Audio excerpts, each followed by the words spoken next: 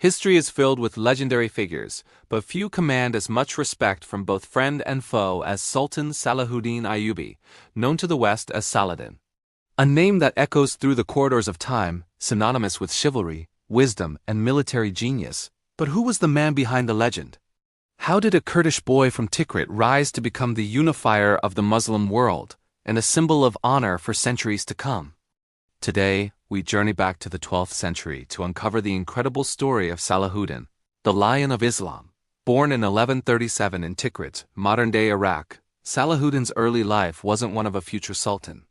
His father, Naim ad-Din Ayub, was a governor, and the family was of Kurdish descent, serving the powerful Zengid dynasty.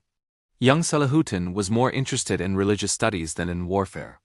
He was a quiet, scholarly boy, immersed in the Quran and Islamic theology. Little did anyone know that this contemplative youth was destined for a battlefield, where his faith would become his greatest weapon. His life took a dramatic turn when his uncle, Shirkuh, a brilliant general, was sent on military campaigns to Egypt.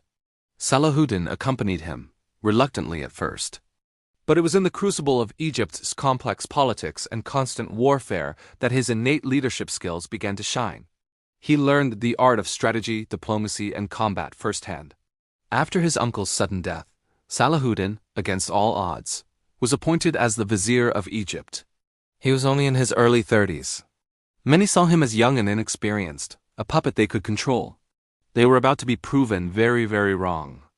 Salahuddin quickly consolidated his power. He wasn't just a military commander, he was a nation builder. He reformed the Egyptian economy, strengthened its military, and established colleges and hospitals. He championed Sunni Islam and worked to unite the fragmented Muslim principalities under a single banner. His ultimate goal was clear and unwavering: to reclaim Jerusalem, which had been under Crusader control for nearly a century. This wasn't just a political ambition. For Salahuddin, it was a sacred duty, a calling from God. He knew that a divided Muslim world could never hope to achieve such a monumental task. Unity was the first and most crucial step. For years, Salahuddin patiently and methodically built his empire, stretching from Egypt to Syria and Mesopotamia. He fought battles against rival Muslim rulers and Crusader states, always balancing force with remarkable diplomacy. He was known for his generosity, often giving away his wealth to the needy, and for his strict adherence to justice.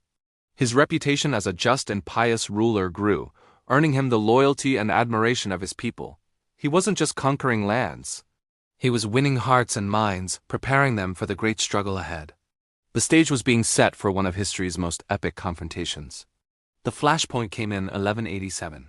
The reckless Crusader lord Reynold of Chatillon broke a truce by attacking a peaceful Muslim caravan, an act of sheer provocation that Salahuddin could not ignore. The time for diplomacy was over. The time for action had arrived. Salahuddin gathered a massive army, the largest Muslim force seen in generations, united by faith and a singular purpose. At the Horns of Hattin, near the Sea of Galilee, Salahuddin executed a masterful strategy. Exhausted, dehydrated, and demoralized, the mighty Crusader force was utterly crushed. It was a decisive victory that shattered the military power of the Crusader kingdom. With the path now clear, Salahuddin's army marched on Jerusalem. After 88 years of Crusader rule, the holy city was about to change hands. But how it changed hands would define Salahuddin's legacy forever. Unlike the brutal sack of the city by the First Crusaders in 1099, which resulted in a horrific massacre of its inhabitants, Salahuddin's conquest was a model of mercy and order. He offered generous terms of surrender. Those who could pay a small ransom were allowed to leave with their possessions. The poor were allowed to leave for free. He personally paid the ransom for thousands, and his brother did the same. The churches were left untouched, and Christian pilgrims were guaranteed safe passage. This act of chivalry and compassion stunned the Christian world and cemented his reputation as an honorable and just ruler, even among his enemies. The fall of Jerusalem sent shockwaves across Europe, sparking the Third Crusade, led by the most powerful kings of Christendom, including the legendary Richard the Lionheart of England. What followed was a contest of titans. Salahuddin and Richard, two of the greatest military commanders of their age, locked in a struggle for the Holy Land. They fought fierce battles, like the Battle of Arsuf, but they also developed a deep mutual respect. Stories of their chivalrous exchanges became legendary. When Richard fell ill with a fever, Salahuddin sent him fresh fruit and ice. When Richard's horse was killed in battle, Salahuddin sent him 2 magnificent replacements, saying it was not right for a king to fight on foot. This wasn't a sign of weakness. It was a display of supreme confidence and honor.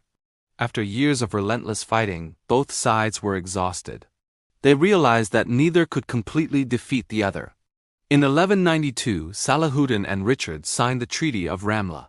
Jerusalem would remain in Muslim hands, but Christian pilgrims would be granted free and safe access to their holy sites.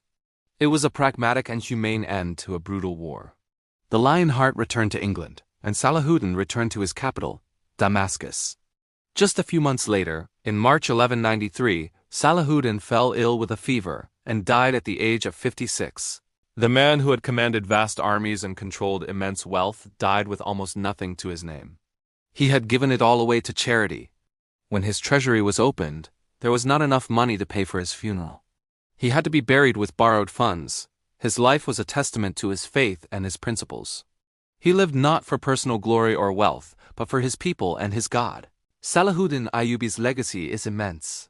He was a unifier, a liberator, and a paragon of chivalry. He defended his faith with unwavering resolve, yet treated his enemies with a humanity that was rare for his time, or any time.